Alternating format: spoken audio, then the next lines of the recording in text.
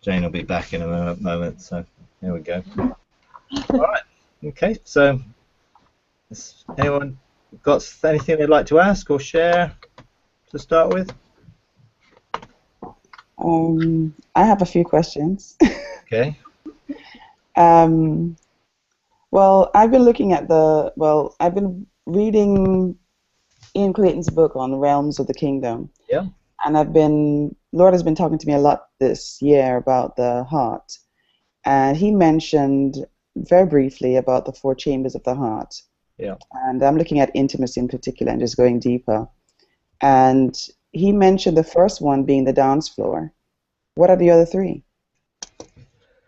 Okay. Well, I mean, the first one is actually the garden of the heart. Hmm. That's the key interaction with our heart, and it's trying to get a fuller picture of how things flow. And literally, what really happens is once you are born again and your spirit becomes alive to God, the kingdom comes to dwell within your spirit, so that Father, Son, Spirit, they dwell within your spirit as a realm of the kingdom, which is where God rules. That has within it our first love gate.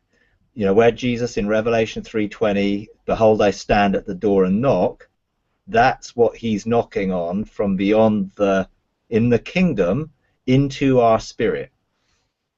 So we have the ability to open that door to welcome the presence of God to fill our spirit.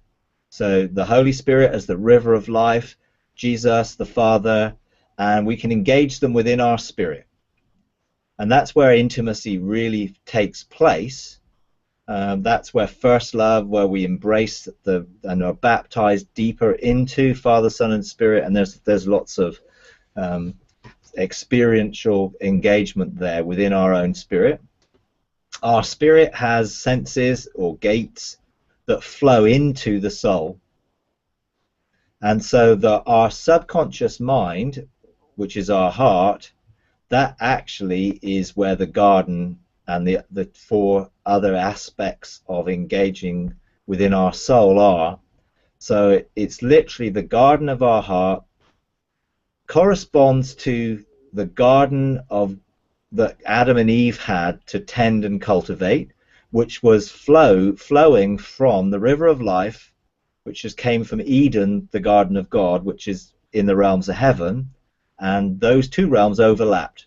So the garden, which was in east of Eden, was overlapping with, in a sense, dimensionally, with the garden, God's garden Eden, and the river of life was flowing from one to the other. And then it says that the river of life then split into four and went out to water the earth.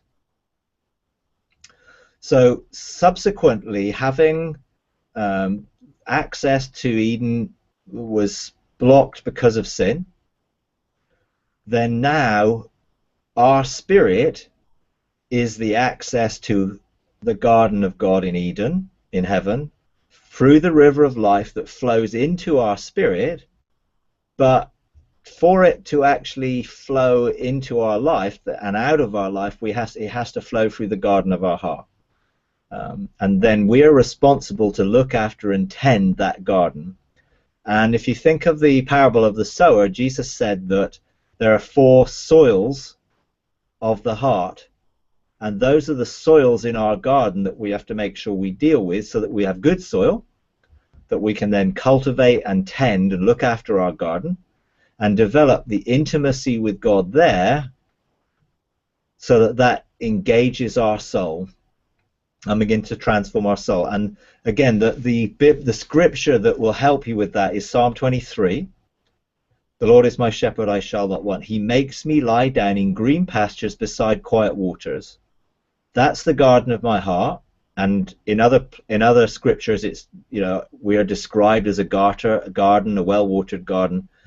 That is where we can begin to embrace our secret place of intimacy within our own heart, where we can engage with the river of life within our own heart, and then that river can flow through our soul and flow out of our soul into the world around us, and literally then we create an atmosphere of the kingdom as we surrender and flow from inside out. Now, there are other aspects to that intimacy which is paralleled with the Hebrew marriage ceremony. So the initial connection between two people was looking into each other's eyes and declaring love. And there was a Hebrew word, lakash, that described that, and that's what the garden describes. Then you have the dance floor, which is the betrothal, if you like, when there's a commitment to each other. And the dance floor is where the DNA of God and the Father, Son, and Spirit's DNA as 9 strands of light engage with us to bring transformation to our DNA and our heart. And literally, it's an intimacy of dance with the light of God, and that happens on the dance floor. The next chamber is the soaking room, and that's where the frequency of God and God's fragrance and frequencies, paralleling Esther, when Esther was being prepared to come in to see the king. She had 12 months of preparation where her body was treated with oils and with perfumes and fragrances to prepare her for the king. And so there's a sense where the frequencies of our body and our soul begin to resonate with the frequencies of God, and people are, using fragrant oils and high frequency oils as symbols of this. But literally, this is a spiritual experience where the very frequencies of God embrace us and begin to transform us and heal us and restore us physically, emotionally, mentally. That is the preparation for us to come into the bridal chamber, which is the 4th chamber of the heart, which is the bridal chamber, where there is a joining to the Lord and becoming one spirit with Him. And so it's a symbolic nature of the 4 rivers that flow and the 4 chambers that are our heart. But we're talking about 4 experiential places of encounter that prepares us, brings us into intimacy, changes and transforms us from a DNA level to bring the frequency of our body into alignment, that frees us from the frequency of this earth to become a higher frequency, all embracing the love of God, which is the highest frequency. So that love casts out fear. It brings us into an intimacy of relationship where we're joined to the Lord. 1 Corinthians 6:17, whoever's joined to the Lord becomes one spirit with Him. And there's levels of that joining. You can be baptized into the Spirit and engage with the righteousness, peace, and joy of the Holy Spirit. You can be and have the armor around us of that, 3 armors: armor of light, armor of righteousness, armor of God. You can then engage with being baptized into Jesus and engage the way, the truth, and the life. So you're engaging the way of discipleship, you're embracing the truth which will lead to the fullness and abundance of life, and then you can engage with the Father and be baptized into Him, which is about just judgment, justice, and holiness. And therefore we are then in Him, and we're protected by Him, and they are just deepening experiences, deep calling to deep, calling us from our spirit to align with our soul. So our soul actually is aligned with our spirit, and transformation takes place, and we become one whole person, body, soul, and spirit. So we become a bench of 3, a symbol of heavenly government within ourselves, because we've embraced Father, Son, and Spirit as the kingdom and invited them into our heart. Now, I'm sort of out working this at the moment in the Engaging God manual in the First Love area of module of that, really looking to explain the river of life, looking to explain being yoked to Jesus and how that brings us into that path of the way, truth, and the life, and then looking to engage the Father on the seat of rest and the government in our spirit, so that our whole life can be an expression of the government of heaven and the kingdom, and manifests through us as a gateway. Because our spirit actually is a dwelling for God. It's also a mountain, symbol of authority. It's also a gateway for heaven to manifest through us, so that the living water that we drink becomes a flowing river, rivers of living water flowing from the inside of us to engage the world around us, so that we create the kingdom and the authority and the power of God radiating through us. And there are mixed metaphors here. You can have it as a river producing that life around us, as in Ezekiel 47, that river which produces life wherever it goes. You can also see it as a radiating the glory or the light of God, so that our good works are the light which will draw people to God. There are different expressions or ways of experiencing that, but it all flows from the inside out, and that's the key. But there's a process of transformation bringing us into wholeness that needs to take place. So our soul needs to be purified, refined. The gateways need to be made open and flowing, so that we have to make sure that we deal with familiar spirits and other things that block up those gateways. And there's a whole process of transformation that takes place in flow, getting us to flow. And of course, that doorway of first love enables us to go back, following the river of life, back into Eden, the garden of God, where we can engage life there. We can engage the waterfalls, the garden of God, the throne of grace. We can engage the tree of life, judgment seat, various places that operate there, because we have access to flow through that door as we open it. So that's putting it into context, but they are experiences that we can have with God, which are all very transformational, taking us deeper and deeper into intimacy, and also deeper and deeper into the revelation of who we are. There are also parallel experiences into that in the realms of heaven, but those are the ones that we encounter here on earth. So yeah.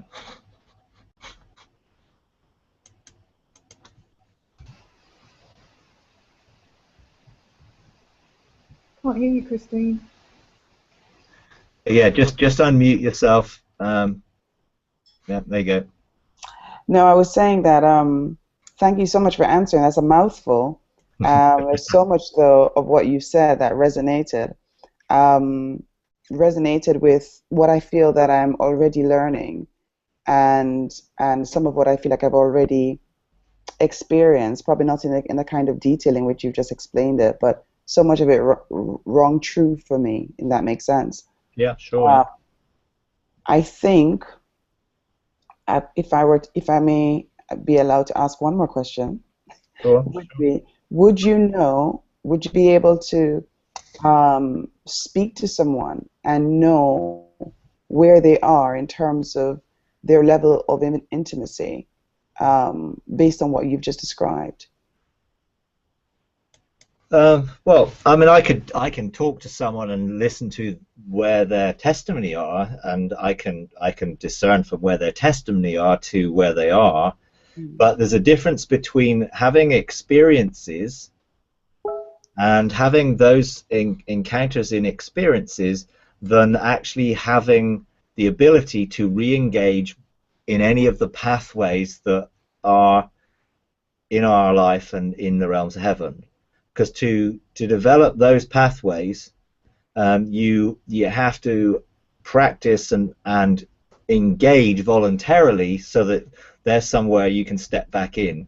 So many people have had involuntary encounters in worship or intimacy and even their own times with God, but they can't necessarily do it as a lifestyle. So what I'm trying to teach people to do is to develop this as their spiritual senses are tuned, so that this becomes the pathway of their lifestyle. So, for instance, I can step back into any of the places that I've engaged in within my own spirit, my own heart, into the Eden and into the realms of heaven governmentally, because I've trodden that pathway over and over and over and over again, and it is now my personal experience, and it's ingrained as part of my life.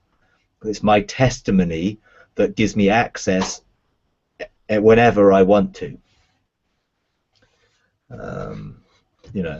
And that's really where people have experiences but not a lifestyle, and so the experiences have to develop in a lifestyle so that it's just automatically you're able to do it. And I often equate this with driving and learning to drive. When you learn to drive, someone teaches you, they're in the car alongside you, they sometimes have dual controls, and they help you to drive, and you learn about the mirrors, and you learn about the gears, and you learn about the speed, and you learn about all those things. And in doing that, that's really where when you pass your test, you don't think about those things anymore. You just do them. That you can drive, and so sometimes there's lots of exercises we can do to help us practice to learning to drive, but when we pass our test, then you don't think about, okay, I need to put the key into the lock and turn the key to open the door, then I need to put the key into the ignition and turn it. You just do it because you're going somewhere. You just get in the car and you know where you're going and you go. And sometimes, yeah, you need the sat nav to help you go to a place you've not been before, but you know how to drive. And that's really like it is in the realms of the spirit. Once you have passed the test, if you like, and you engage and you then drive, then you can go to all different sorts of places as you step into the realms of heaven, and God can guide you, and wisdom can guide you, and you can have like a sat nav to take you to new places. But all the places you've been, you can go back to because they are now part of your personal testimony and experience. You can, if you're tuned into the realms of the spirit, you can see where people are from the point of how hot or cold they are, from what's radiating from them. But that's something that I don't tend to engaging with people, because I want people to engage the relationship with God. And actually it's like going to God and saying, God, where am I in this journey? Can you show me what are the next steps? Can you help me to engage? And in a sense, that's why I'm producing a whole manual with all the exercises that are there to help people. And that manual will be a step-by-step manual to help then people to train other people and give that away and mentor other people into it. Because if you can't teach someone else to do what you've done, then you can't disciple them. And sometimes people have experiences, but they don't know how to help other people have experiences, because they're just things that has happened to them rather than things that they have initiated. So I have to open the first love gate. I have to invite God into my spirit to rule, and then I have to invite him into the garden of my heart and into and out through my soul. That's something I do, but I've learned how to do that. When I'm engaging in the government of God, when I go into the realms of heaven governmentally, I present myself as a living sacrifice, and I seek his preparation for me to serve him today, and he gives me a mandate, and I can engage around the ark of his presence. I can receive that mandate, I can step into him, I can begin to engage him there, and experience that, because again, I've developed that pathway. And so the two pathways of relationship and responsibility, they parallel one another, but you can't have responsibility without relationship. That is an illegitimate form of power. It has to flow out of relationship. So yeah. Mike, can I ask a question on the back of Christine's question, please? Yeah. Okay, just to quickly ask you, it's a couple, I don't know if they'll take long, but the first is in relation to the intimacy, where does the father heart aspect come into that? So that's the first question. And the second is, can we walk in the I suppose you'd call it the garden of the heart, the dance floor, the soaking room, and the bridal chambers, without having, can we actually have walked in that without actually knowing in our minds that we've done that? Because that's been my journey, and I was aware of each of the aspects, but I wasn't consciously aware in my mind that they were aspects of the four chambers of the heart, or you know, um, really even four aspects in that sense, that are linked into that. So does that make sense? Yeah, yeah. um, I'm gonna but try. I've been in the bridal chamber and spent time with Jesus there and gone back there over and over again, but I wasn't actually aware that was part of really the four chambers of the heart, if you understand what I mean. Yeah, That's everything I've been listening to. sure. I mean, some of these things, they are experiences. They're encounters that we have with God. There are burning bushes. There are mountaintops. They are representing times of intimacy that we have with Him that equate to this, because we didn't know that there was a process to follow. We didn't know that there was a journey. We just had experiences because we were hungry, we were thirsty, we were pursuing God. God met with us. He revealed Himself to us. We just didn't see it in the whole over arching way of, look, this is part of a lifestyle, a journey of relationship that He's developing and then leading us into responsibility as sons. So many people have had these type of encounters. They are not necessarily aware of exactly what they were doing because they didn't understand the protocols or what those encounters actually were doing in terms of when we engage the light of God and His DNA, and how they encode our spirit to then begin to change and encode our soul.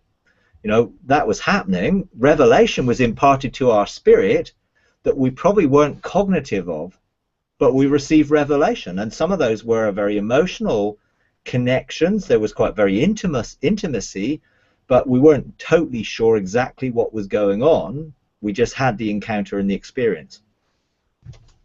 Well, I think now it's like God is unveiling and bringing the revelation of what those experiences are, so that people can choose to follow the journey where those experiences become part of it. And that, I think, is the difference in having lots and lots of experiences but not knowing how they fitted together, or realize what they were doing, and then cooperating and going back into them to re-engage them so you could have more and more experiences under it. If you then see and look, wow, yeah, I've experienced that in my life. I had that burning bush encounter. I had that encounter. And then you can equate them with those places of encounter. Then it's like, now I understand how these fit together in my lifestyle, which is then creating me and preparing me to be a son and releasing me into the fullness of that relationship. So when it comes to, for instance, the Father Heart of God, that's been a major teaching in the body for years and years and years. But I believe now that is being sort of updated, if you like, into the reality of the Father fathering me. It's not just, well, I know He loves me. I'm now in an intimate relationship because I know I'm a son with Him as my Father, so that as a father, He can father me. And so now when I welcome the Father's presence into my spirit on a daily basis, I yield the seat of rest and the government of my spirit to Him. I then am embracing all that the Father is to me, which is all the names of the Father, the reality of Jehovah Jireh, my provider, the compound covenant names of God, the Lord my healer, the Lord my sanctifier, the Lord my righteousness, the Lord my peace, the Lord my shepherd. There are names that God revealed Himself. We engage in the fullness of the provision that are within those names, as we receive his fathering. And many of us have father wounds that we need healed and restored to enable us to be fathered, you know. And many of us, I mean, I equate this in my own life to having many father wounds, and it putting me into a sort of minus 100 situation, and all the healing and restoration and the wounds being dealt with brought me back to 0. Now I need to go into the positive. I need to experience what it is to be fathered, to be corrected, to be helped, to be supported, to be all the things that the Father does, you know, as my Father. I now can receive in a totally different way, because I have a relationship with him, which is a relationship of trust, in which it allows him to engage me in a way he never could before, because I trust him. So I'm open to receive his discipline, because he corrects me and he equips me and he disciples me and changes me. And I'm open for that because I know his love. You know, now I know the love of the Father. Now I can receive from the Father everything that he has for me, and I walk out that relationship in a very much more intimate way. And I think the Father heart teaching was almost like trying to get people to the point where they actually believe that God was their Father. Now we need to actually walk out that in our own spirit and in our own soul, in intimacy with the person of the Father, and engage him. So, you know, what does it feel like for the Father to embrace me? What does it feel like when the Father whispers his love to me? What does it feel like when the Father reveals his thoughts about me to me? How do I experience that? What does it mean when he speaks to me in that way? Well, it's totally different from looking to try and establish a relationship to actually knowing that I'm in one and walking in it. And now I recognize the Father and his fragrance and his sound and his voice, as I recognize Jesus and I recognize the Holy Spirit as basically the reality of who they are, you know. And that is sort of deeper and deeper and deeper intimacy. But if you think about how amazingly wonderful God is and how vast, and he is eternal and infinite, it's not going to happen overnight that we know everything about him. You know, we grow in our revelation and our understanding, and that's really how it then begins to develop and grow. So, yeah, I think many experiences that we're now beginning to understand. And I think that is one of the awesome things about what God is revealing, is that we now realise how much we don't know about Absolutely, yeah. the journey, and it does take courage and commitment, doesn't it, to go on the journey. And yeah, Regina is still struggling to get in. She's still trying. Yeah, I'm sort of trying to get her to hang up and go in as a different profile. Yeah, yeah, I mean, that's wow. Thank you for that. That's really good. Yeah, okay. All right. So, is there anything else people want to ask? Well, I'd like to ask about the cube, if that's okay. Yeah, okay, yeah. I was reading something by Robin Main recently about the Sapphire cube and about the tablets of Moses, but I didn't really want to get distracted into that unless it's relevant. But just to ask you about the Sapphire cube and about the cube generally, and I've taught a little bit in school in IT, so I looked at Fibonacci numbers and the way that God is a God of order and a mathematician, but I just wondered if you could set a context for that at all, if you wouldn't mind. Yeah, I mean, it's an interesting one. I mean, I personally, you know, wouldn't have got involved in engaging any of this stuff unless God had instigated it.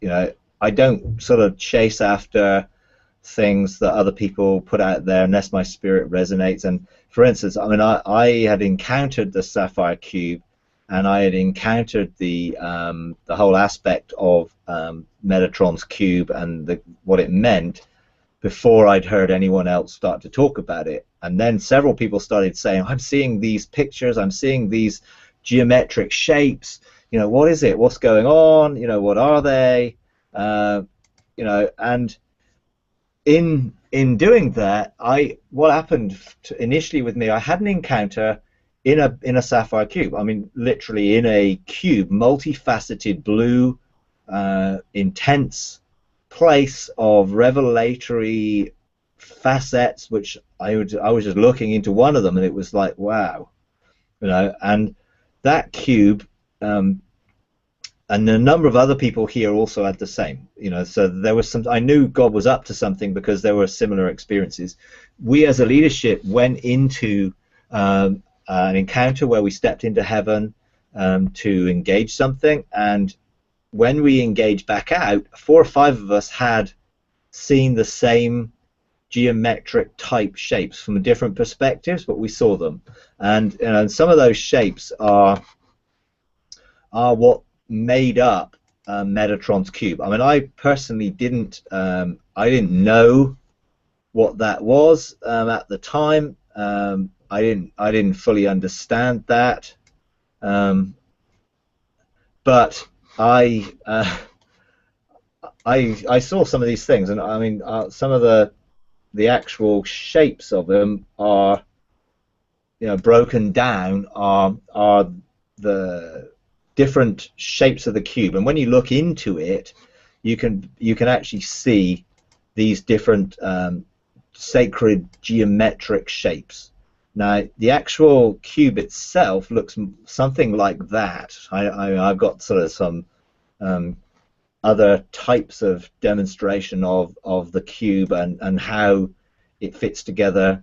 That's what I engaged with, that type of thing, with the multi-facets within it when I first engaged there. Yeah. When I saw a shape of it, it was more of that, and I was looking into that side of it. The 2 triangles of heaven and earth overlapping to form that Star of David shape. Yeah.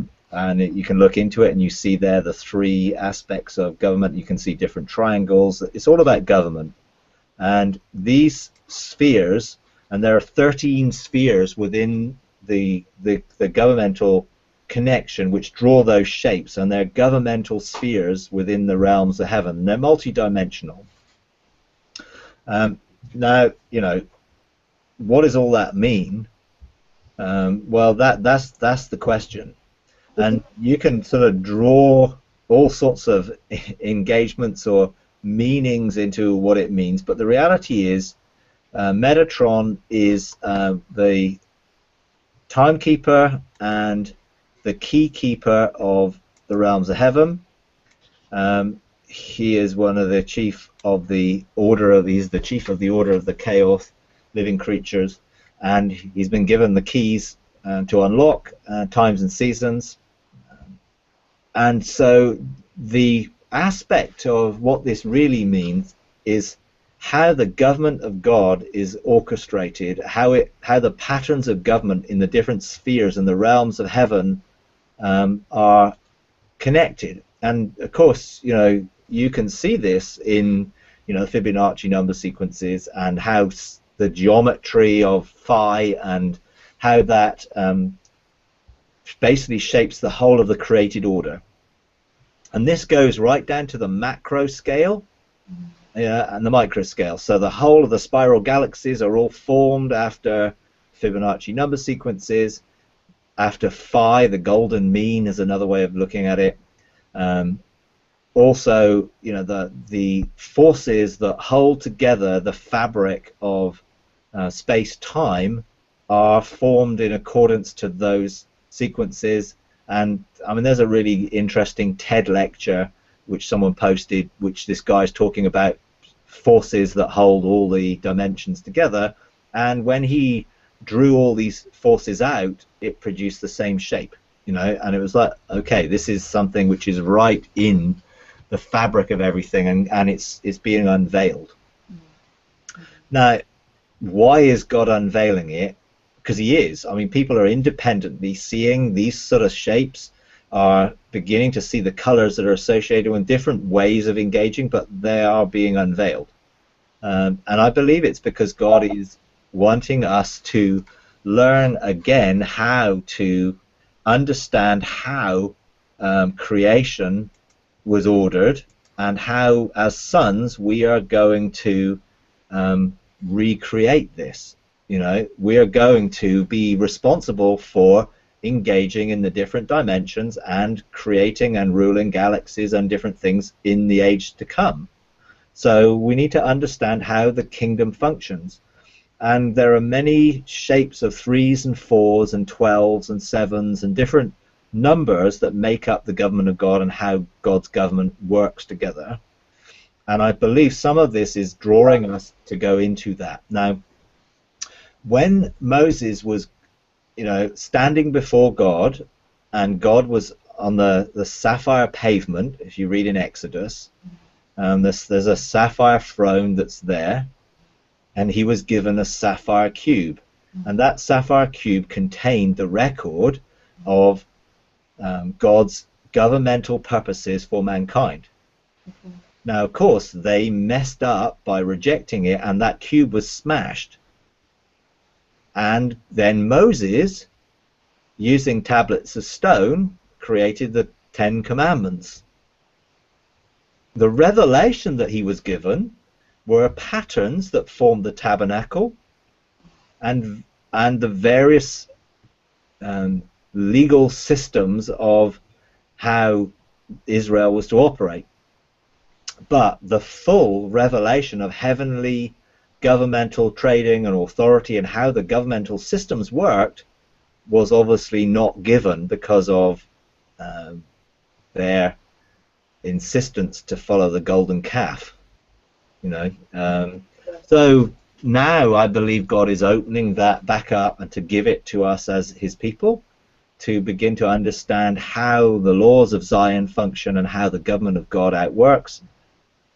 I believe this is linked in with the circle of the deep and the 12 constellations, which are the 12 chancellors' houses. They're represented by that, and the alignment of those constellations in the stars of heaven.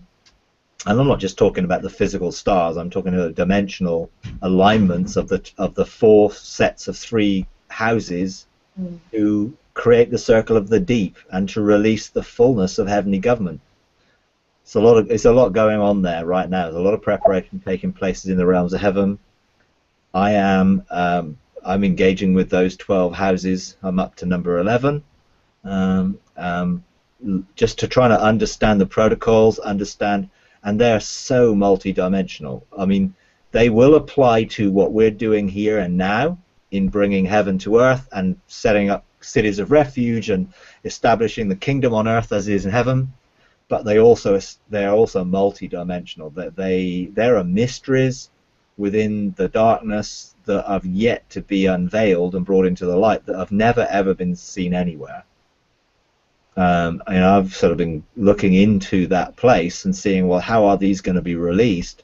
Well, they're going to be released when the alignment of the governmental spheres of heaven and earth come back into cooperation with one another, and we learn as sons how God orders things, and that will be what we do. We will order things after the same patterns, and you see those patterns in so many things. Once you look into it, then you can see that this goes right down to the quantum level. It goes right up to gravitational fields and everything of how the macro level functions, but they're all linked, and God established them all.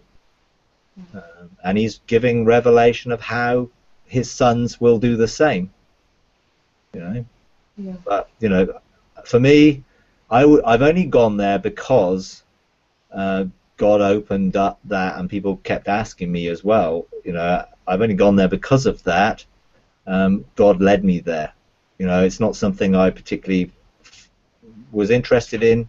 You'll find a whole mixture of stuff when you look into it, because New Age people have got hold of some of it, and they are have their own take on it and various things, some of which there is truth in, but the reality is this is something which is beyond what sacred geometry from their perspective is presenting into understanding the government of heaven. But I mean, it's interesting, and God is Yeah. just showing some people, and I don't necessarily agree with everything everyone's saying. I only share my own personal experience. Yeah. I don't know all of what some people have written about it.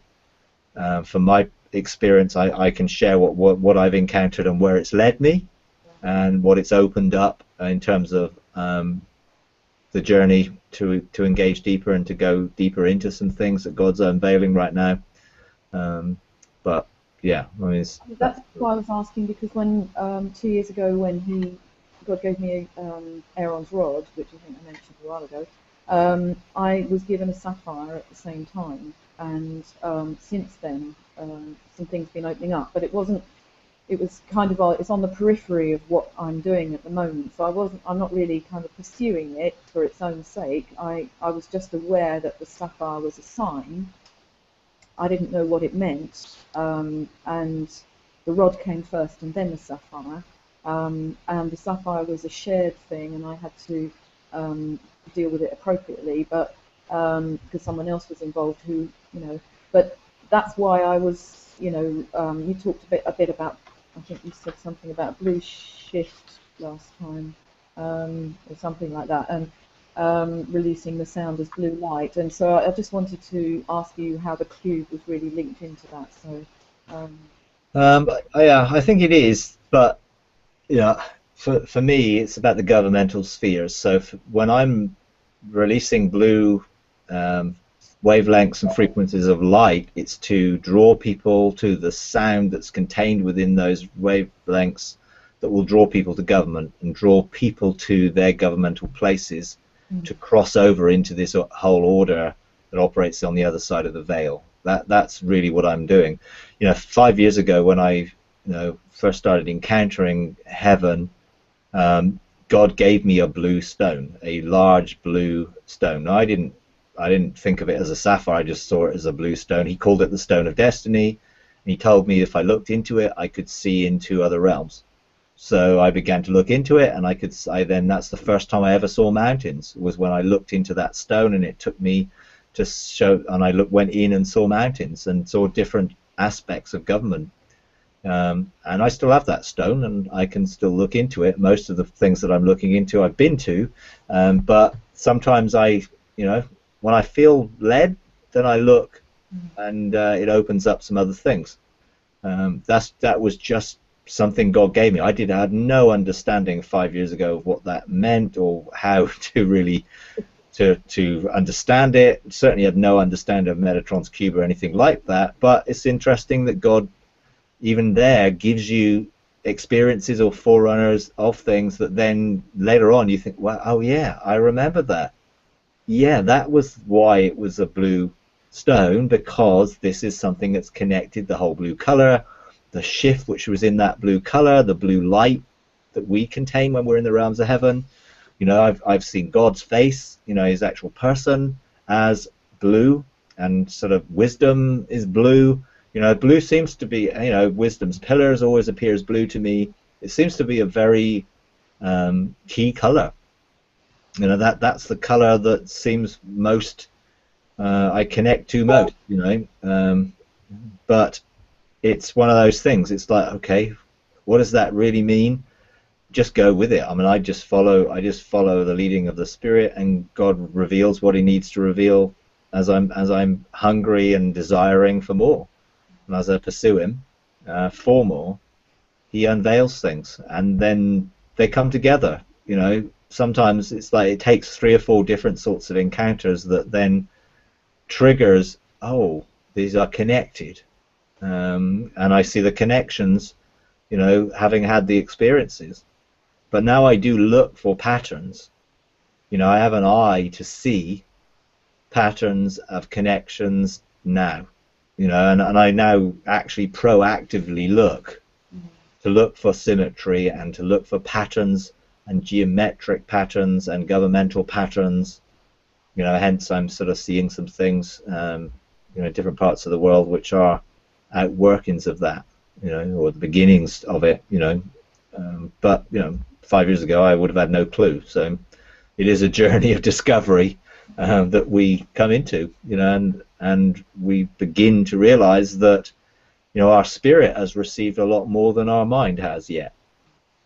And I have a lot more information, revelation encoded within my spirit that I'm yet cognitively aware of. And when I release things from my spirit, then I begin to catch up cognitively in my mind. And I find myself doing things and saying things that I don't actually understand cognitively, but I'm just obeying and releasing things, and God does it. And then later sometimes I find the cognitive understanding of it, like particularly these blue lights and things. I didn't know what I was doing in reality, but now I'm more clear because I have now some understanding of it because I've been obedient, and then that has been released. So yeah. Yeah, thanks for that. That's really helpful. I've just had a revelation this morning about something he had me do when you were talking about Father Heart, and I thought, oh yes, that's why he'd had me do that. So yeah, I can definitely identify with that. Thanks. But it is a relationship, and relationships are different, and how God reveals things are different, and it's okay to be different. We have to find how God relates to us and how we engage with him, not try and copy each other or try and look at someone else's encounter and try and make that encounter yours. Just use that encounter or that testimony as a doorway into your own, and then you will have your own testimony, and that will anchor you and enable you to go back into it, and it will become another doorway. And that's why I don't describe in detail a lot of the things, because I don't want people to just try and copy an experience. I want people to go into their own experiences and then have their own testimony, because it will be different.